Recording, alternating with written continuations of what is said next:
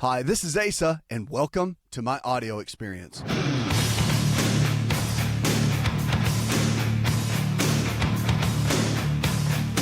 if the body can get sick, it can also get well. It's all about lifestyle, about the choices that we make every single day. Literally, you don't have to be stuck where you are. You can go to the next level with your health and with your life. So whatever you're dealing with, realize that we can make a change, but it all comes down to our choices. Let's kick it off and go with Dave. Hi, Dave. Throughout the evening, and every time I wake up, I eat a lot of cookies or sweets. I would say I'm in fairly good shape. I'm 35. I'm not overweight or anything like that. I eat very well. I don't smoke. I don't drink. But, for the past maybe 10 years since I've had this issue, I've had a few sleep stuff done. They've tried a CPAP. They've tried a dental device, and I just cannot sleep the night. Okay. Well, a couple of things. Here's the deal when it comes to something like that. I mean, with cravings and with sweets, typically, obviously, blood sugar levels are not where they need to be in the body, and they're not stabilized, I guess is the best way to put it. And the other issue that you want to look at too are dopamine levels. Now, we're talking about brain chemistry when we start throwing around these terms. Dopamine is a brain chemical, and it really has to do, it's kind of that feel-good chemical. When dopamine levels are up, we feel good. And you eat chocolate, your dopamine levels go up. And so when they're up and they feel good, that's what you have to look at. You say, okay, what's causing that to really happen? What's causing that to be low, first of all, and what's causing your brain to need that? Well, a poor diet on a regular basis are one of the big deals. So that is something to look at. All right, so you're modifying your diet, getting plenty of good, lean quality proteins, low glycemic carbohydrates in the form of fruits and vegetables, and healthy fats, almonds, walnuts, cashews, avocados, that sort of thing. Those are all really important to eat on a regular basis. But you have to look at what levels and what brain chemicals are off, because sweet cravings can be dealing with blood sugar issues, but also thyroid conditions potentially, and then also dopamine levels. So putting all of that together on a regular basis is what matters. And that's what should be focused on, and that's what should be looked at. And I would get some blood testing done. Of course, they can do a urinalysis test for dopamine to see what the levels are. But getting that figured out a lot of times can be an issue. Now, you could just take an herbal, which is out there on the market, like Gymnema, which is one. And that can be looked at and worked with. But at the end of the day, the sweet cravings, mental type issues are typically where it's caused, and nutritional deficiencies. So getting to your doctor and have them take a look at that is typically one of the better ways to go. And that's what I would advise you, and talk with your doctor and get some testing done just to find out what the values are, and then you can get some research done to go from there. All right, 888-283-7272. And give us a call or go online. Whatever you're struggling with, realize if the body can get sick, it can also get well. Carl in Fort Worth, Texas says, eggs. He said, I've heard they're good for you, and I've heard they're bad for you. Can you please tell me once and for all, should I eat eggs? That's a great question. I mean, eggs, again, I think are very, very good for you. And now the American Heart Association has really come out with a pretty bold statement, and they're saying that 2 eggs every single day is actually good for heart health and cardiovascular health. They're some of the best protein sources, and the egg yolk itself has components in it like choline and lecithin. And they're extremely beneficial for the overall heart health and for your brain health. You know that choline and lecithin inside the egg yolk actually increases acetylcholine in the brain. And when that happens, it increases memory. It allows your brain to function at a better level, increases cognitive function. So great things can happen with those foods. I would look into those, because at the end of the day, eggs are phenomenal. And part of a diet, unless you've got some weird allergy to eggs, they are very, very good. Of course, kids do well with them, adults and the like. I think they need to be part of a steady diet. And if you're into exercise and all, they're great for muscle recovery. There's got a lot of great benefits from eggs. But eat them together. Don't split out the egg whites too often. If you do want to do a lot of the egg whites because you're concerned about some of the fat, or if you have a gallbladder issue or something, maybe split it up, but at least include some of the yolks in that, because getting those will help the digestion of the protein of the egg as well. 888-283-7272. Give me a call. We're going to go to Hank right now. Hi, Hank. Question in reference to sleeping. I'm just trying to figure out if I take 2 Benadryls every night, and I have been for a long time now. I'm wondering if that's healthy or if it's okay to do that. It's just something to help me fall asleep, and that's just what I guess I've got sort of addicted to at this point. Well, a couple of things on that. With sleep issues, first you got to figure out, regardless if it's CPAP or not, you have to figure out what brain chemicals are really being affected. And serotonin is one of the big ones. So serotonin is the one that keeps you asleep. So if you go to sleep but you can't stay asleep, a lot of times serotonin is kind of the blame. So you need to figure that out and then find out what your levels are. And then nutritionally, there's a lot you can do to support serotonin levels in the brain. And there's, of course, 5-hydroxytryptophan. Melatonin's been known to help for that. Pyridoxal 5-phosphate, P5P. All of those are very beneficial at helping support those levels. So that's what I would encourage you to look at, is to kind of check and see. And your doctor can check those. I mean, most times, if you've got sleep issues, they can use the sleep medications, which is pretty common, Ambien and the like, or a lot of times they will go with, just looking at regular antidepressant medications. That's why people that they're not sleeping well, and a doctor will suggest an antidepressant. It's not because you're depressed per se, but they're looking to get those serotonin levels up where they need to be. And at that moment is where everything begins to shift and everything begins to change. So I would encourage you to look at that along the way for sure. 888-283-7272. Lines are open. Give me a call right now or go online. Let's go to Randy now. Hi, Randy. I'm concerned and have want to get some remedy for a kidney function of effect. My creatinine is very high, and they say it's on the border of going to kidney failure. What do I take or do to improve that kidney function, to lower the creatinine reading? Right now, mine is 3.6, and I know the ordinary value should be less than 1.2 or something like that. Okay, I'm trying to find out things that I need to do to lower that. Yeah, one of the big issues with kidneys and lowering that, a lot of times dehydration can be one of the main reasons the creatinine levels go up. But I would also look at your protein consumption and have a dietitian or nutritionist work with you on dietary protein that you put in on a regular basis. Cutting that down typically can support creatinine levels and can be quite helpful.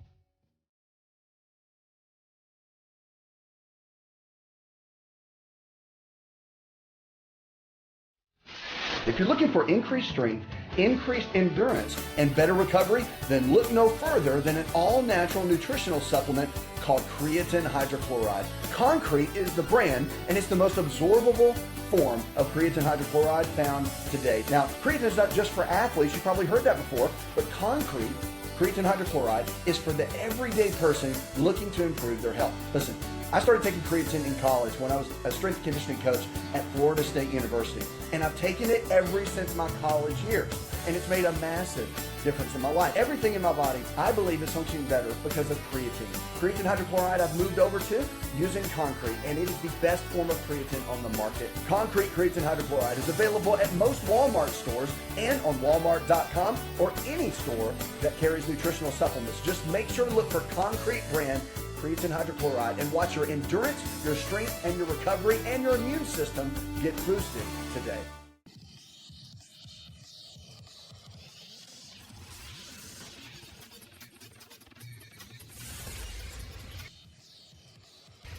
To find out more, connect with On Call Radio online at InShapeNetwork.com.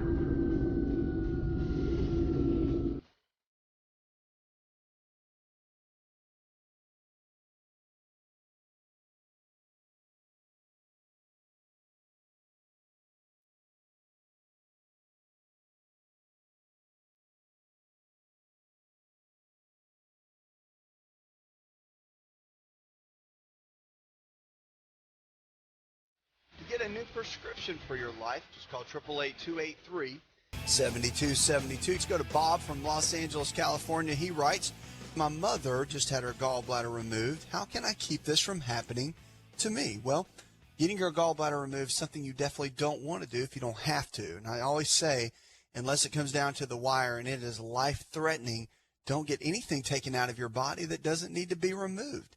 So for you, a couple of things you want to do. With gallbladder, you obviously want to make sure the gallbladder does. Let's talk about what it does first. What it does is it helps secrete bile, and bile is a substance that goes into the body and into the digestive tract, and it helps emulsify fat. So it helps break down the fat, digest it, process it so it can be digested. And so your omega-3 fatty acids, all the things that fats are utilized in the body for, skin, hair, nails, hormone functions, everything. You're dealing with cholesterol production. When you're dealing with fats, not breaking them down is a big deal. And so when you remove the gallbladder, we still secrete the bile from the liver, but it's not as concentrated and it's not as directed and it's not as good. So the bile salts and that sort of thing tend to break down. So there's a couple of things you want to do. First of all, you want to make sure that you support your gallbladder by taking L-taurine and glycine. Both of those are amino acids, and they're the two that form the bile salts in the body. The more bile salts you can form, the easier it is on the gallbladder to be able to break down fats and help utilize them. So if you get under a lot of stress, then glycine and taurine, the amino acids, get kind of chewed up in the body. They don't work as well. They're not as readily available. So again, stress plays a big role in the body, and we're seeing it just in this case when you're dealing with a gallbladder. There's a neurotransmitter too called acetylcholine. You're going to hear me talk about that a lot here on the show. But acetylcholine is the number one neurotransmitter that our body uses on a regular basis. Our brain chemistry, it's extremely important. When acetylcholine levels go down, gallbladder function goes down. It's directly correlated. So you want to keep your acetylcholine levels up. Meat, fish, eggs, those are all incredible for raising acetylcholine levels. And phosphatidylcholine, 2,000 milligrams before you go to bed, helps you go into a deep REM sleep, but it also raises your own acetylcholine levels and helps brain chemistry, but also helps the gallbladder. So a couple things you can do, many things, to not have to get it taken out. You can also do about every 3 months, you can do a gallbladder liver flush. Very simple. It's in my book, Empowering Your Health. Easy to do. You want to juice organic apples to do this. And you can either blend them, juice them, however you want to do it. But you drink the apple juice mixed with water, half and half. You do that for 3 days, no food. And you can drink it every 15, 20 minutes, whatever you want to do.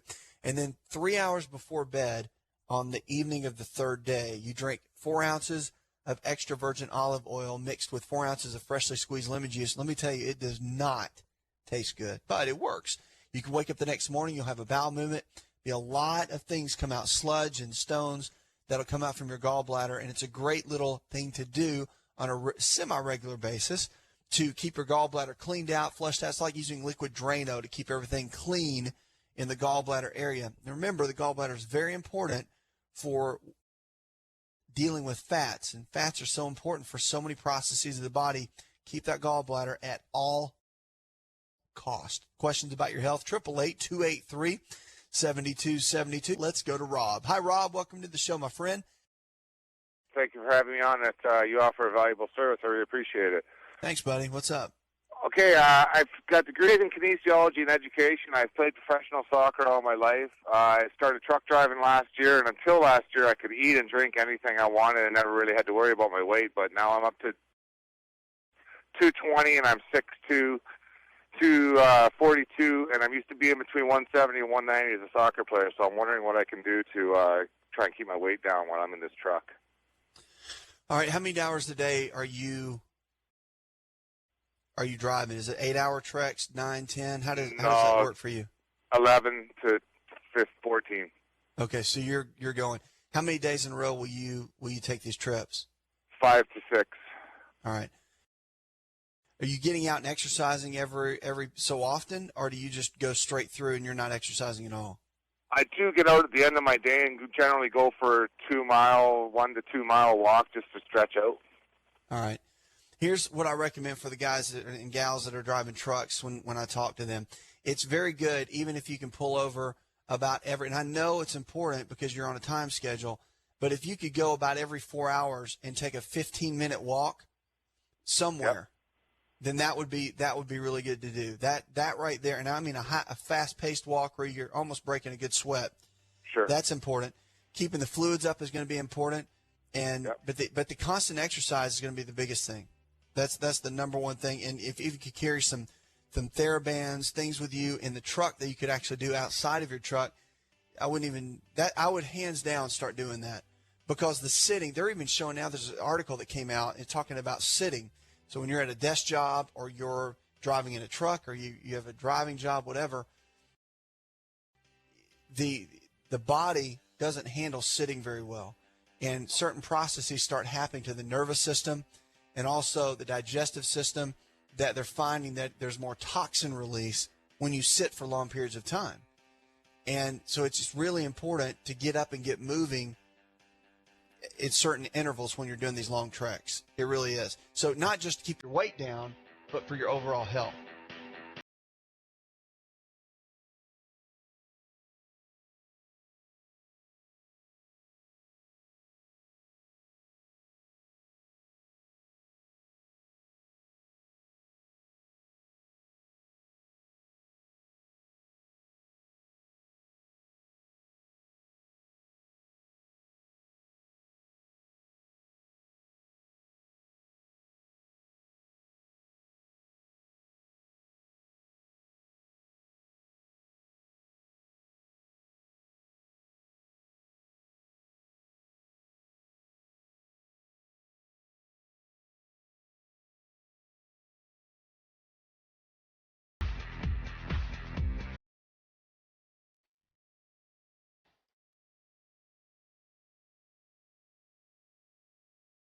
Hi, it's Asa. I'm giving you a copy of my best-selling book for free to help you in your health journey today. I'll pay for the book.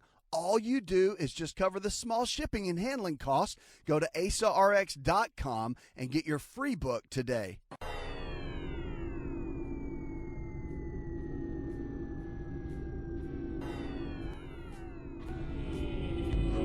To find out more, visit the show online, InShapeNetwork.com.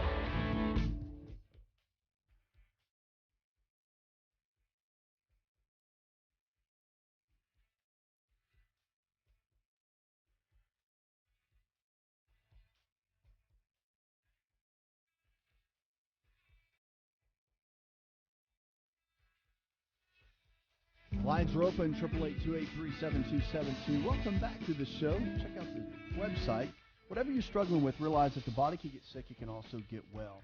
You can lifestyle your way into getting sick. You can also lifestyle your way out. It's true. The body changes every single day, and the choices that we make today can and will determine the kind of health we're going to have tomorrow. So reality is, it's all about the choices that we make each day. Going to the phones, let's talk with Donna. Hi, Donna. I've been diagnosed with hyperparathyroidism, and they said they would have to remove it. So I was wondering, are there any alternatives? Well, here's the thing. With the thyroid, that you have to look at, one of the things you've got to look at is iodine. And having someone check you, getting some testing done for iodine levels is very, very important. The reason being is iodine is the number one trace mineral used by the thyroid, and the gland itself is extremely dependent on it. So we don't get it much in our diet. In the 80s, they took it out. They replaced it with bromide. So your doctors can run a simple little test, a urinalysis test, and they can see what your iodine levels are. Finding out what the iodine levels are will make a big, big difference. Okay, that's first and foremost. Then on the medication side, if you have to take meds, ask your doctor about Armour or Natrethroid. Both of those are really good. They support the thyroid gland, but they also push the thyroid to continue to make some of its own. And that's what I like about it. Plus, they're from a natural source, and the derivative is natural. So if your body can handle that and you do well with that, it's definitely a great way to go. I would look into that first and foremost to get a good game plan together. And then at that point, what you can do is, of course, if it's medically necessary that you have to do that, great. If not, then you can support it naturally. Now, don't forget about foods, okay? Foods support the thyroid gland really and every other system in the body, but your basic foods like your broccoli, cauliflower, and all the different cruciferous vegetables. If you have a slow thyroid, hypo means low. If you have a slow thyroid at that point, then you have to be a little bit careful on that, because one thing you want to do and make sure is that you're eating the kind of foods that will support healthy thyroid function, and that's what I'll encourage you to do, is to look at that. And then, of course, things like coconut oil, which you cook with and you can put in your smoothies. Getting a couple tablespoons of that a day has been known and shown in studies to be supportive to the thyroid glands. All this great information is amazing. All right, gluten-free diets. That's another thing, by the way. Gluten-free, when the thyroid, typically can be very helpful. But gluten is a protein that's found in most grains, and we hear a lot about it now. Gluten-free this, gluten-free that. What does that even mean, gluten-free? Don't take away my bread. That's what I get I hit with all the time is, don't take my bread away. Don't take the pasta away. For a period of time, it's good to cut those out. You don't have to cut it out completely. Going gluten-free does help in a lot of ways. But the encouraging piece of that I think is really important is getting to see if you're gluten sensitive or not. Now, if you're celiac and have celiac disease, then gluten can be a strong challenge to the body as a whole, and you really have to look at that. But again, if you're just gluten sensitive, then cutting out gluten altogether can help a host of issues. I mean, from fatigue to brain fog, all these kind of issues can be quite challenging. So looking at gluten and removing it can be helpful. But they're saying now that the long-term damage in the intestines could raise the risk of hip fractures in people with celiac disease, a new study says. So at the Journal of Clinical Endocrinology and Metabolism, they were talking about gluten and people who ate it and how when they avoided it, it allowed their digestive tract to begin to heal. And they're saying now that the research confirmed that patients that had a higher rate of hip fractures when tissue damage persisted over time became quite the challenge. And sticking to a gluten-free diet is crucial, they said, for minimizing tissue damage and reducing the risk of serious fractures that could cause other complications. The celiac disease is an autoimmune disorder that affects about 1% of people in the United States. And it's known that people with celiac disease are at a heightened risk for broken bones, but it wasn't clear if the fracture risk remained high long after they began a gluten-free diet. So in the study, though, the physicians, they said they debated whether people with celiac disease actually benefit from follow-up in these sorts of things, but they're now finding that removing gluten as a whole for people that deal with any of these issues, especially with celiac disease, is of a great benefit. So, again, good information when you're dealing with something like this, because the challenge is with celiac disease so many times that people struggle. I mean, if you ever see someone that eats wheat or some kind of grain that has celiac, the cramping and the bloating and just the digestive-related challenges that go along with this can make them almost just deathly ill. So pulling them off of that, many doctors do, of course, and nutritionists will create little protocols and game plans for them, and they do quite well. It's fantastic to see. 888-283-7272. Now, if you're looking for a lifestyle provider, someone in your area that believes the same way we do, all this nutrition and lifestyle care that we talk about, you can go to our website, find out information there, and, of course, get the help that you need. The people that are struggling with whatever, and our providers that we're growing all around the country are able to help you with whatever you're struggling with. We're going to go now to Linda. Hi, Linda. My daughter was diagnosed as having lupus. She also has rheumatoid arthritis. Her eyelashes came out first, and all of her hair has come out. She has terrible pain near the front of her eyes, and she can't hardly see at night now. They're supposed to do a CAT scan on her. She said she had sores in her head, and it's just terrible pain near her eyes, and she said sometimes her nose bleeds. Okay, well, if the nose is bleeding, and that's a bit of a challenge, one thing I would encourage you to do, for the most part, is as the doctors are going through and they're looking at everything that you have, and of course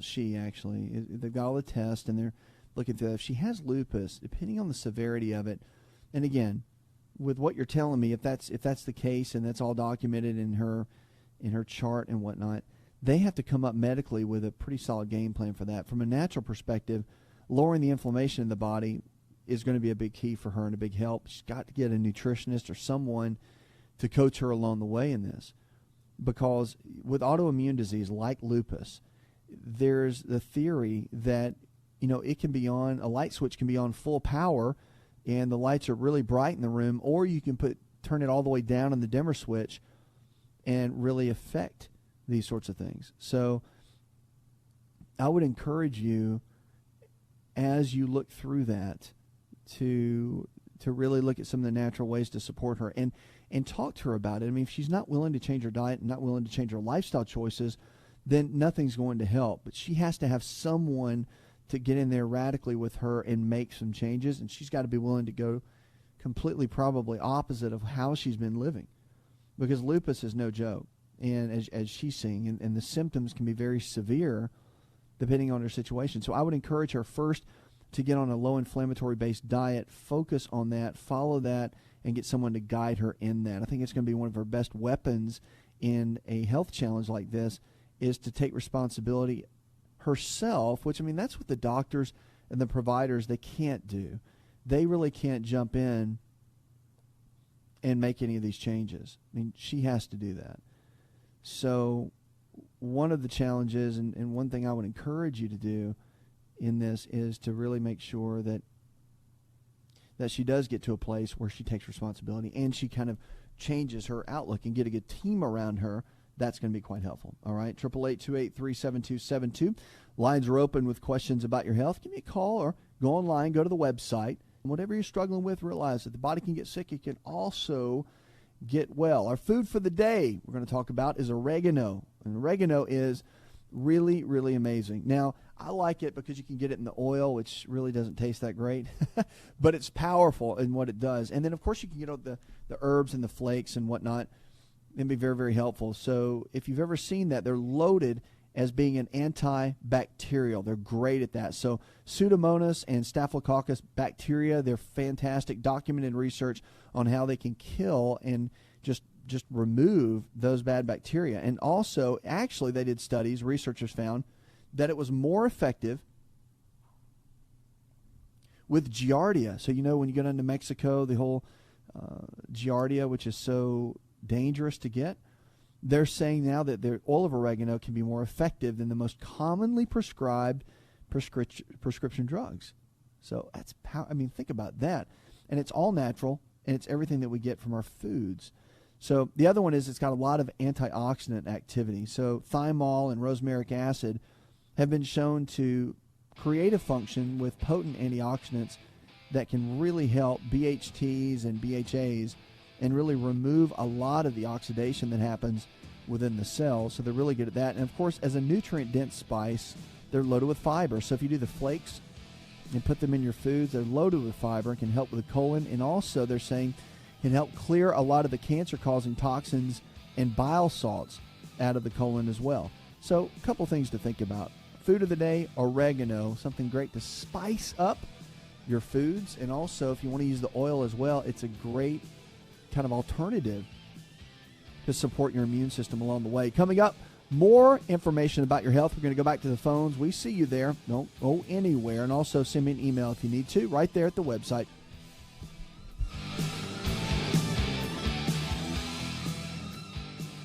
Are you ready to chow? It's time for Keto Chow. When it comes to eating healthy, the keto diet has become one of the nutrition leaders in optimizing health, losing unwanted weight, and reaching your health and wellness goals. No extravagant cooking, no long kitchen cleanup, and most importantly, especially for me, it's convenient. Just put quality Keto Chow powder in a bottle, add some heavy whipping cream or your favorite fat, a little water, and boom, shake it up and you're ready to chow. Keto Chow tastes amazing. So make Keto Chow easy for you and your family today with Keto Chow. Let's go chow. Visit Keto Chow online at ketochow.xyz. That's ketochow.xyz.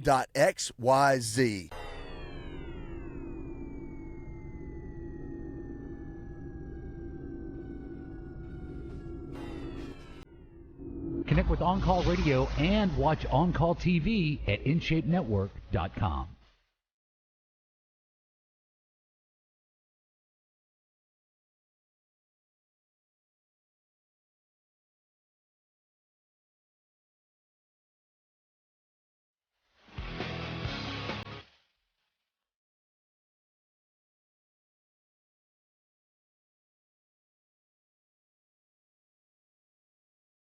What are you struggling with? Well, we want to help you. No matter what it is, if the body can get sick, it can also get well. So remember, it's all about choices that we make every single day. The choices we make today can and will determine the kind of health we're going to have tomorrow. And they've got these things called smart contact lenses. And, of course, they're saying now they can measure blood sugar levels in diabetics. So Google is actually working on these smart contact lenses that would measure blood sugar glucose levels in the tiers of people with diabetes. If successful, the contacts would offer diabetics a painless and more convenient alternative to having to prick themselves to get blood to put in the test strips, and they're an electronic reader that can collect the data. The prototype contact lenses have minuscule wireless chips, and the glucose sensors are able to measure the sugar levels per second. The LED lights inside the lenses would also flash when the sugar levels are too low.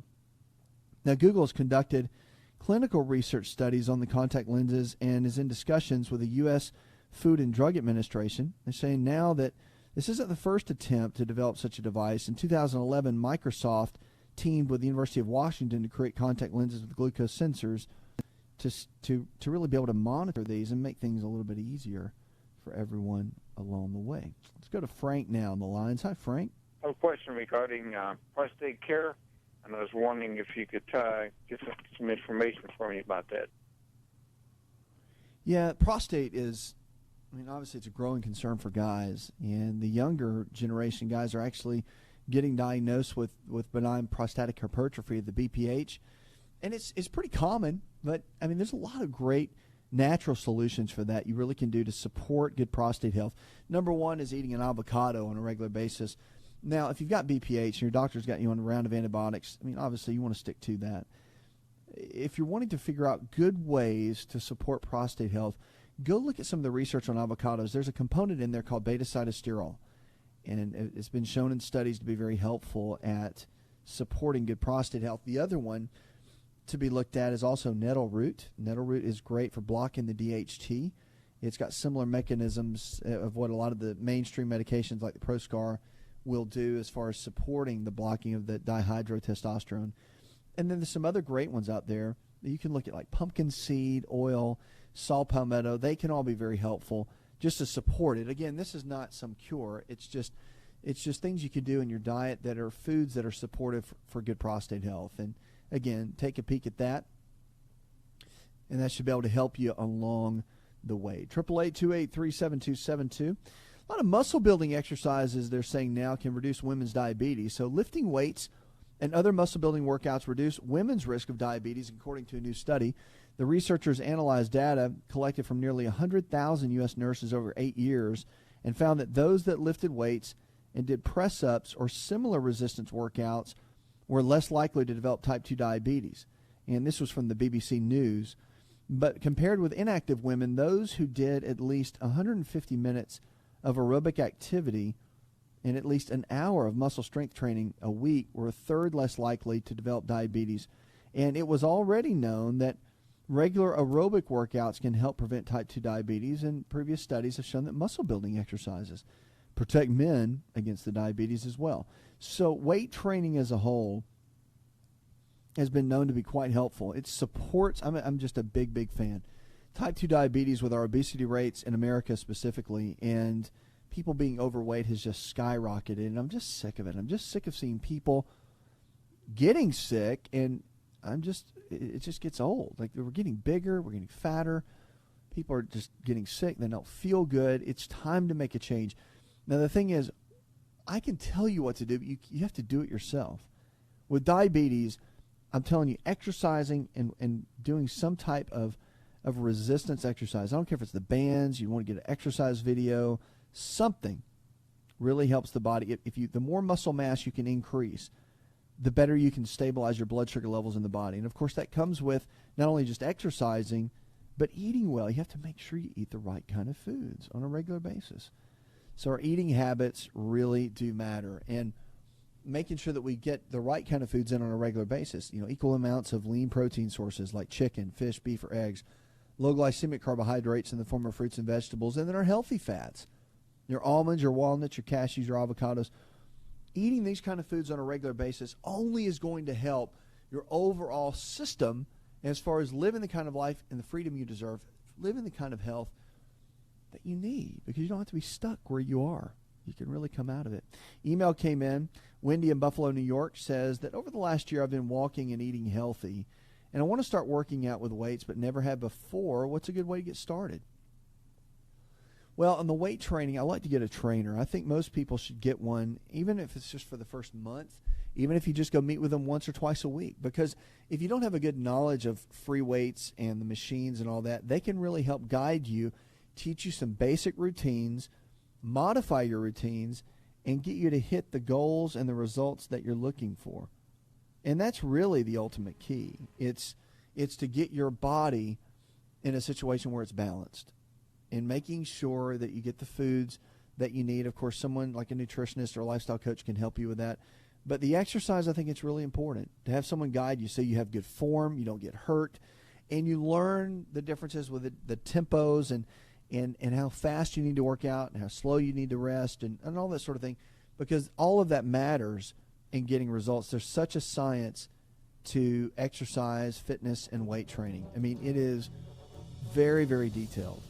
And the more you can have someone walk with you in that, the better results you're going to get. And then you can do it on your own, and you'll be fine. But you just need a coach in the beginning of it. Puts another hour in the charts. I want to thank our producer, Jay Patrick, engineer John Garrison, and the rest of the team. Go tell one person something you learned on this show, and together we can change the health of our friends, our families, and our communities. You're listening to the show that helps you get well, stay well, and live well.